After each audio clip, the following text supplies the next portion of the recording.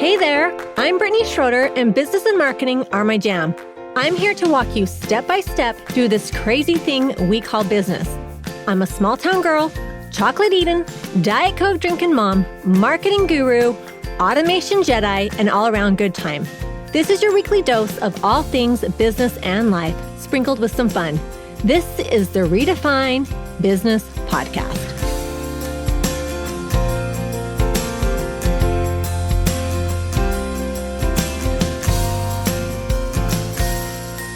Welcome to another episode of Redefine Business Podcast. I am excited for my guest today. She is a plethora of knowledge, has so much wisdom, and so I am excited to have her on the podcast. Welcome, LaShonda Brown. She is a tech educator and Canva verified expert.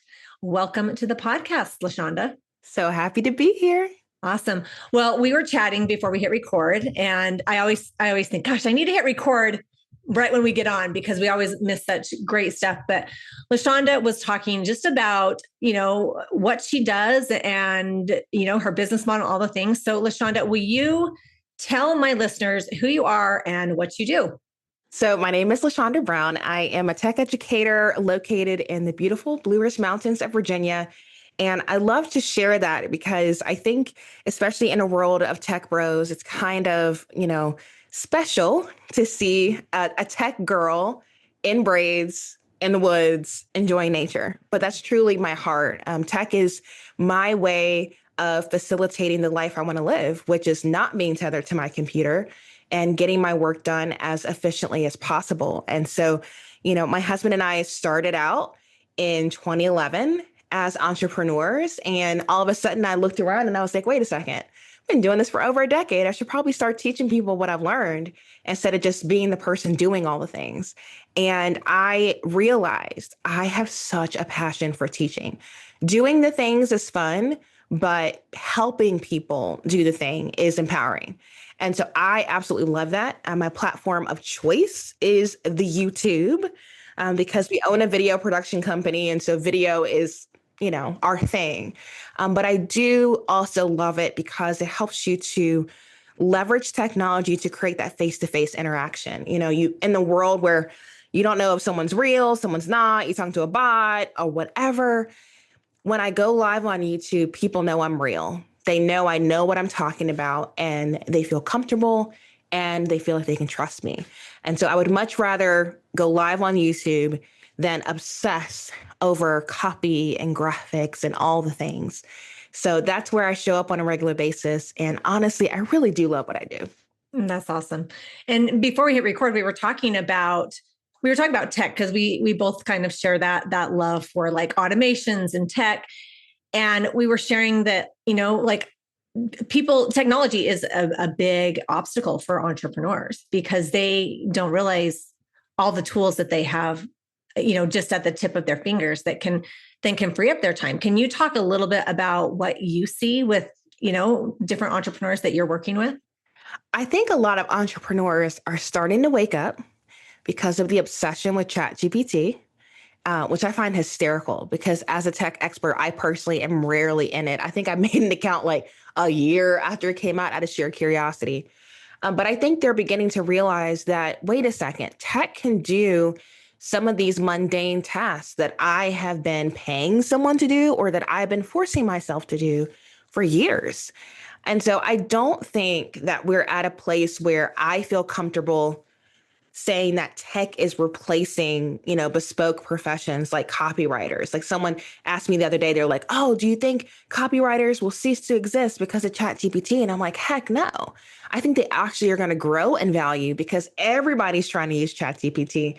And so having somebody to curate words specific to your brand is more important now than ever. So I think they're more important. However, when it comes to analyzing data, tech can do that better. And so I think it's an exciting time that people are becoming data-driven entrepreneurs where before maybe they didn't see the value in it.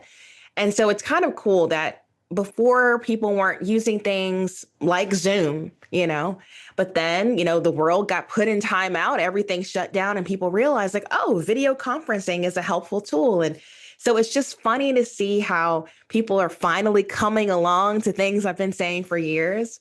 And so, I don't say I told you so, but I do say I can help you.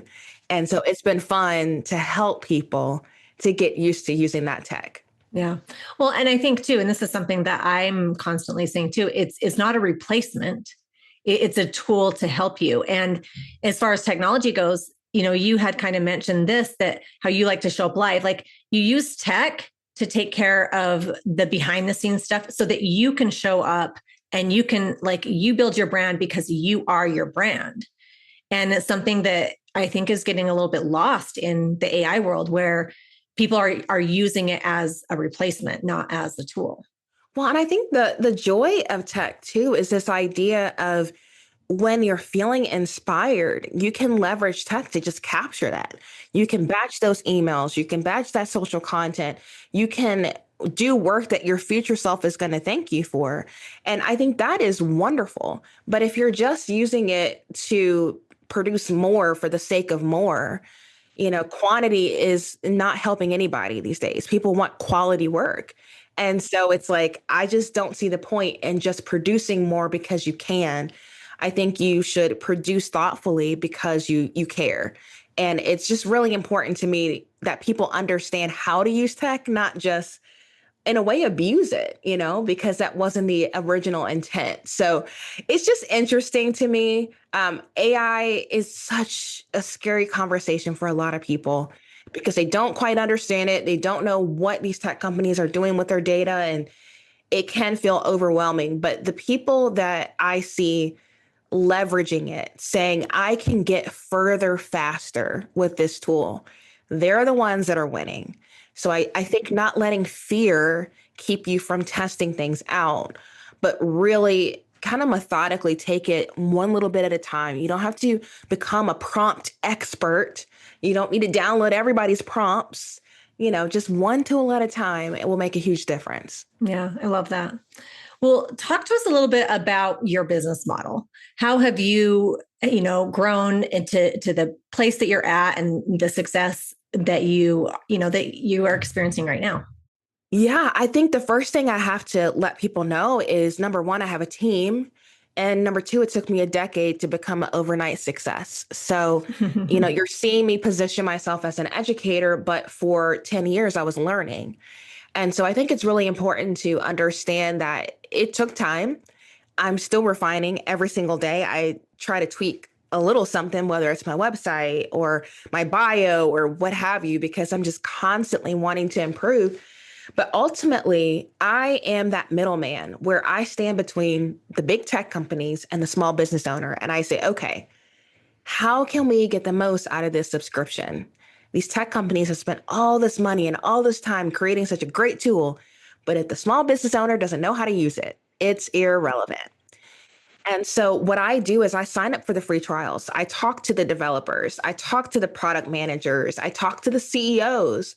And I try to figure out, what are the tools out there that are really solving the real problems that small business owners are facing, and then create tutorials or workshops or challenges to teach people how to practically use it. Because I think that's the big missing piece is that people don't read instruction manuals. They don't go to the help desk or the knowledge bank. Like, they go to YouTube to look for how to dot, dot, dot, and dot, dot, dot.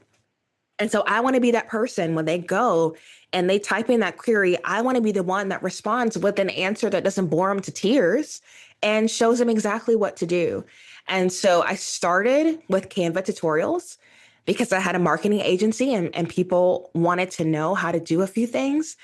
And then over time, it just expanded to the point where, I work with over 40 tech companies throughout the year. And together we try to figure out what are your current goals and what do the small businesses need. And we come up with these custom campaigns to get the word out. So the blessing of it all is the tech companies primarily pay my bills. And so I'm able to keep education accessible to the small business owner that's on a limited budget.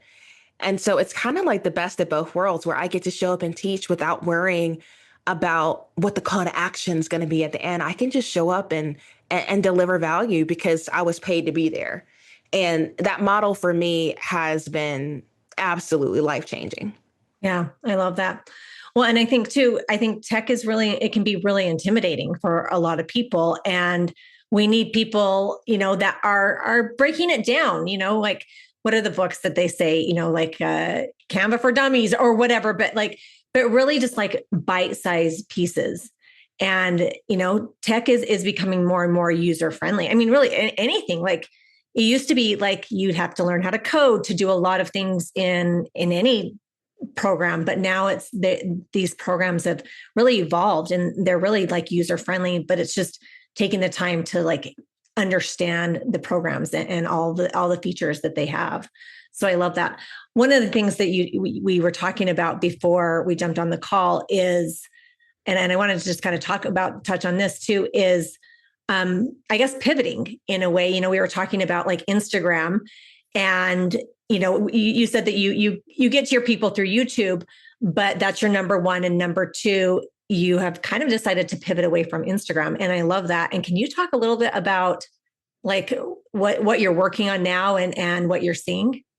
Yeah, I think with Instagram, it's not even just that it's also owned by Meta, but it's this mindset that the app is constantly changing. So you can never fully develop a strategy. It's like just when you think you figured something out, here comes something else. And because mindfulness is such a priority for me, I don't like the franticness of the platform. I don't like the franticness of reels being, fast paced and information's flying in and out just to grab your attention. I never made a TikTok account for that reason because I knew based on how it was developed, it'd be extremely addictive. And I knew I didn't want that in my life.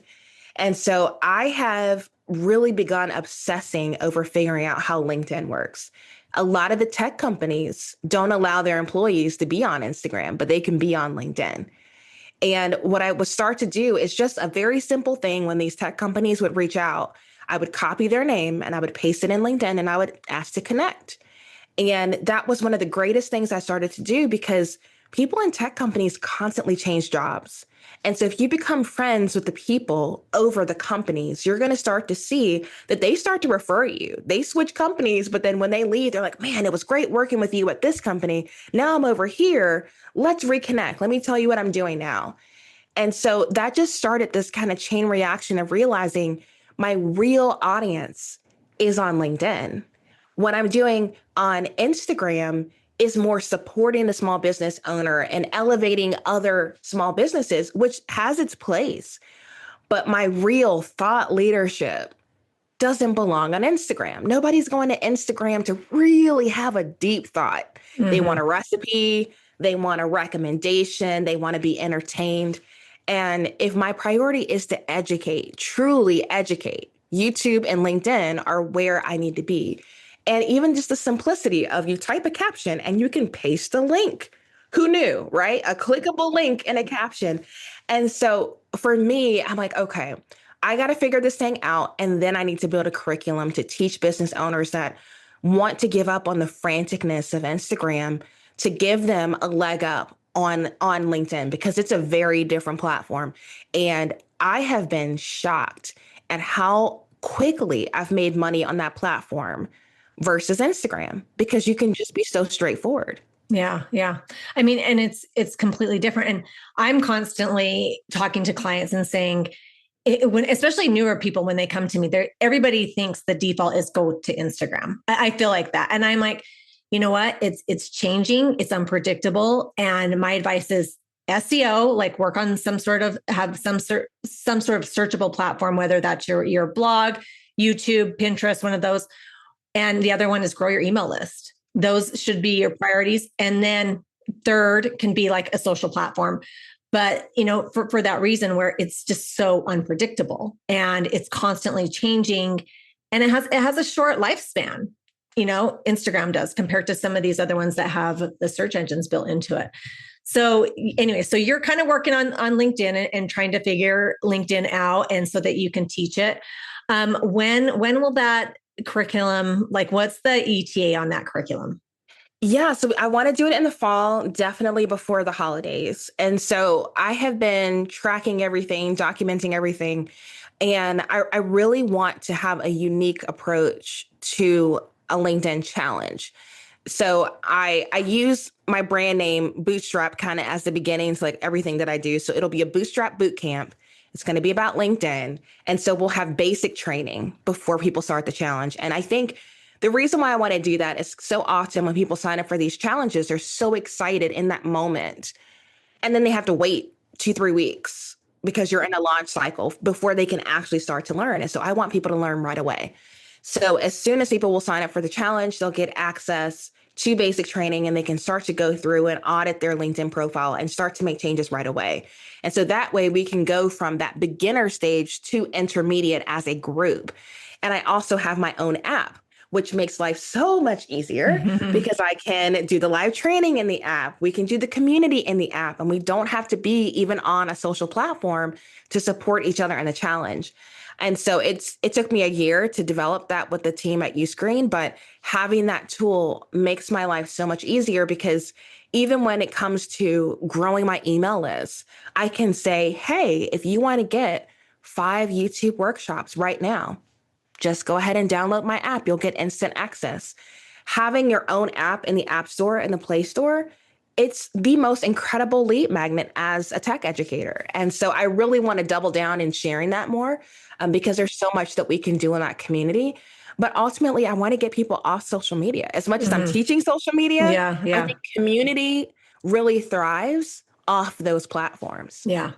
And I just had a thought while we were talking too, is I think as an entrepreneur, the people who are in the long game, you have to be able to pivot, and, like I used Instagram, for years and years and years, and it was working great for me. And I was getting tons of clients.